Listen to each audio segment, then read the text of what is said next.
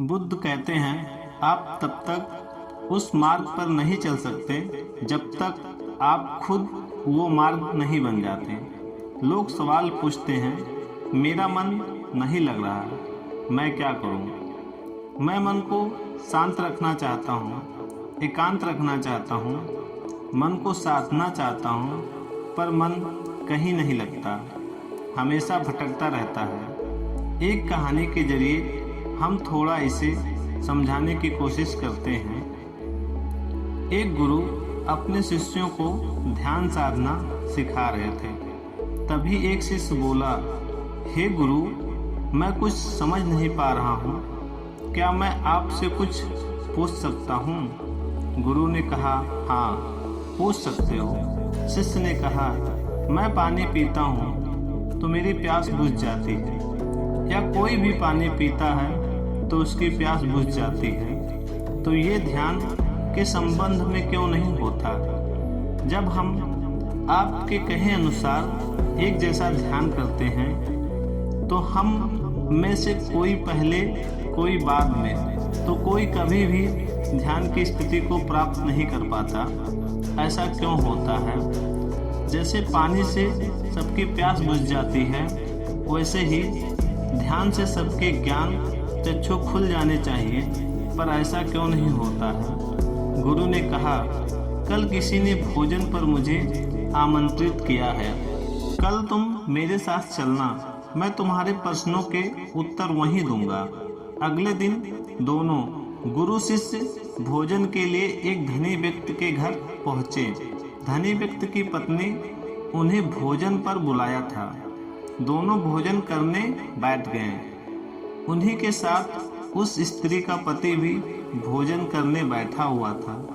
उसने अपने सभी नौकरों पर चिल्लाकर कहा, ये क्या बेकार सा भोजन बना रखा है, इनमें कोई स्वाद नहीं है। वह भोजन की थाली फेंक कर नौकरों से कहता है कि जाओ दोबारा ढंग का भोजन बना कर लाओ। धनी व्यक्ति की पत्नी ने उन दोनों गुरु शिष्य से क्षमा मांगकर उन्हें भोजन परोसने लगी। दोनों ने भोजन किया। गुरु ने अपनी थाली में 2 रोटी छोड़ दी। गुरु ने उस स्त्री से कहा कि बेटी, क्या तुम मुझे ये 2 रोटी दे सकती हो? स्त्री ने उन 2 रोटी को बांध कर दे दिया। उसके बाद दोनों वहां से निकल गए। रास्ते में गुरु ने शिष्य से पूछा, तुम्हें भोजन कैसा लगा? शिष्य ने कहा, भोजन स्वादिष्ट था, मुझे पसंद आया, मुझे भोजन करके बहुत अच्छा लगा। गुरु ने कहा, इससे अधिक तुम्हें और क्या कुछ नहीं लगा? शिष्य ने कहा, इससे अच्छा और क्या लग सकता है? गुरुदेव, मेरी भूख मिट गई, मेरा पेट भर गया। गुरु ने कहा, भोजन तो अच्छा था, फिर उस स्त्री के पति को भोजन पसंद क्यों नहीं आया? भोजन तो अच्छा बना था, भोजन तो एक ही था, तब उसे पसंद क्यों नहीं आया? शिष्य ने कहा, आप ठीक कहते हैं गुरुदेव, मैं तो कुछ समझ ही नहीं पा रहा हूँ, आप ही कुछ बताएं। गुरु ने कहा, अभी तुम मेरे साथ आगे चलते रहो। गुरु शिष्य चलते चलते बहुत दूर निकल आए। शिष्य ने गुरु से कहा, गुरुदेव, हम हमारे आश्रम के मार्ग पर तो नहीं हैं, फिर हम कहाँ जा रहे हैं? गुरु ने कहा, बस चलते रहो। बहुत दूर चलने के बाद एक फटे हाल व्यक्ति गुरु के सामने आ गया और उनके चरणों में गिर गया और बोला, हे परमात्मा, मेरी मदद करो, मैं 3 दिन से भूखा हूँ, मैंने कुछ नहीं खाया, आप कृपया करके मुझे कुछ खाने को दें। गुरु ने उस व्यक्ति को एक पेड़ के नीचे बैठाया और उन 2 रोटियों को निकाल कर दिया जो उस महिला ने उन्हें दिया था। रोटियों को देखते ही उस गरीब व्यक्ति की आंखों में चमक आ गई। उसने तुरंत 2 रोटियों को खा लिया। खाते समय उस व्यक्ति के आंखों से आंसू निकल रहे थे। वो रो रहा था और खाता जा रहा था और हाथ से इशारे कर रहा था, जैसे वो किसी अदृश्य शक्ति को कह रहा हो कि तेरा धन्यवाद उस रोटी के लिए। खाने के बाद उसके बाद उसने गुरु को प्रणाम किया और धन्यवाद कहा। गुरु ने उस व्यक्ति से पूछा कि भोजन का स्वाद कैसा था। उसने कहा, स्वाद तो कहीं था ही नहीं, केवल जीवन था, परमात्मा और ईश्वर था। ये कहकर वो व्यक्ति वहां से चला गया। गुरु ने शिष्य से कहा, देखा, भोजन वही था, लेकिन एक व्यक्ति को उसमें स्वाद नहीं आता। तुम्हें उसमें स्वाद आता, तुम्हें भोजन पसंद आता, लेकिन वहीं इस व्यक्ति को इस भोजन में स्वाद नहीं आता, बल्कि वह इसमें ईश्वर, परमेश्वर और जीवन को देख लेता है। इससे पता चलता है कि व्यक्ति और भोजन की तृप्ति में भी अंतर है। पहले व्यक्ति को इसमें कोई तृप्ति नहीं होती, तुम्हें थोड़ी तृप्ति होती है, और इस व्यक्ति को अनंत तृप्ति होती है। ऐसा ही ध्यान के संबंध में होता है। जिसको जितना ज़्यादा प्यास होती है वो उतना जल्द ही मार्ग को बना लेता है। उस शिष्य के जिज्ञासा का समाधान हो गया था, उसके प्रश्नों का उत्तर मिल गया था, लेकिन हमें हमारे प्रश्नों का उत्तर नहीं मिला था। मन क्यों नहीं लगता? जो लग जाए वह मन नहीं होता। मन का स्वभाव ही भागना है। जब हमारे पास कोई चीज़ अत्यधिक होती है तब उसका मन उससे भागने लगता है। जैसे उस धनी व्यक्ति का मन जो उस भोजन से भाग रहा था, जो उसके लिए आम बात थी।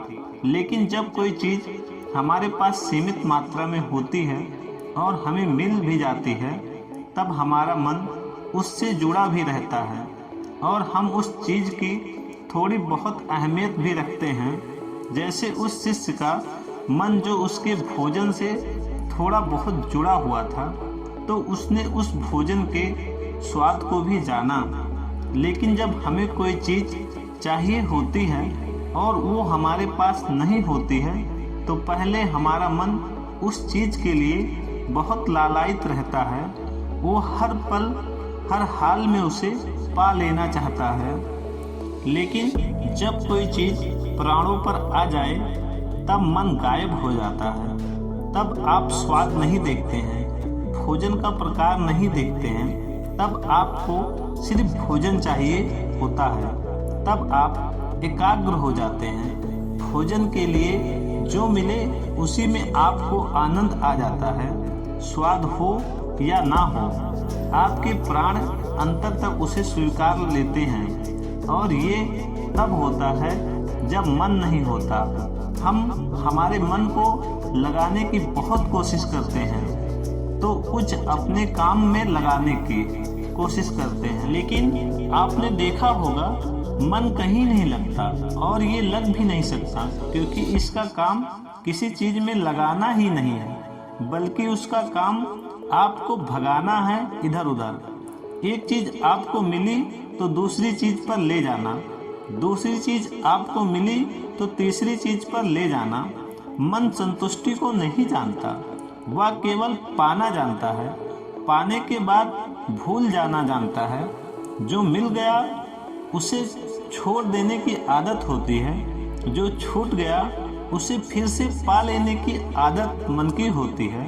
अपनी ज़िंदगी के पिछले हिस्सों को देखें और जानें कि क्या आपका मन कहीं लगा है, कहीं रुका है, या वो केवल आपको अभी तक भगा रहा है और आप भाग रहे हैं। अब सवाल आता है कि अगर मन का भागना और भगाना ही है, तो क्या जिंदगी भर हम भागते ही रहेंगे? क्या हम कहीं नहीं रुकेंगे? ध्यान से देखो तो जिंदगी ऐसी ही है। जन्म से लेकर मृत्यु तक इंसान भागता ही रहता है, कभी किसी चीज़ के पीछे तो कभी दूसरी चीज़ के पीछे। लेकिन फिर भी कुछ इंसान अपवाद हो जाते हैं, फिर वह रुक जाते हैं, भागना बंद कर देते हैं।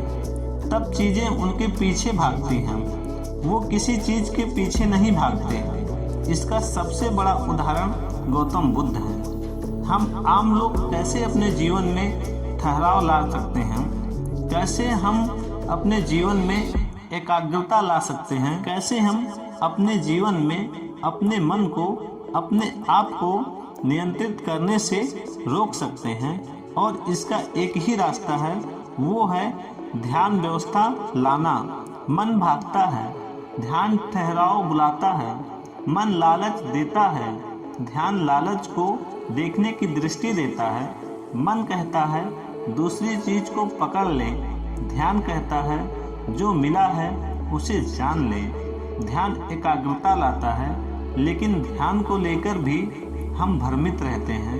ध्यान का मतलब आंख बंद करके बैठ जाने को ही समझ लेते हैं। एक छोटी सी बच्ची बहुत अच्छी बांसुरी बजाती है, तब उसके सुर में खो जाती है, तब उसका मन गायब हो जाता है। उसके प्राण केवल उस बांसुरी की धुन में ही रम जाते हैं और यही उसका ध्यान बन जाता है। लेकिन ऐसा इसलिए होता है क्योंकि उस लड़की को उस बांसुरी में रस आता है, आनंद आता है। यही उसकी प्रकृति है।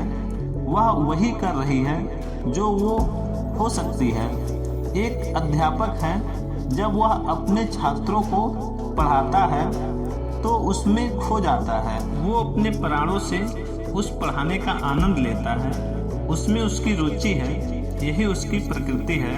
कहानी पसंद आई हो तो दोस्तों चैनल को लाइक और सब्सक्राइब करें। मिलते हैं आपसे एक नई सोच के साथ एक नए वीडियो में।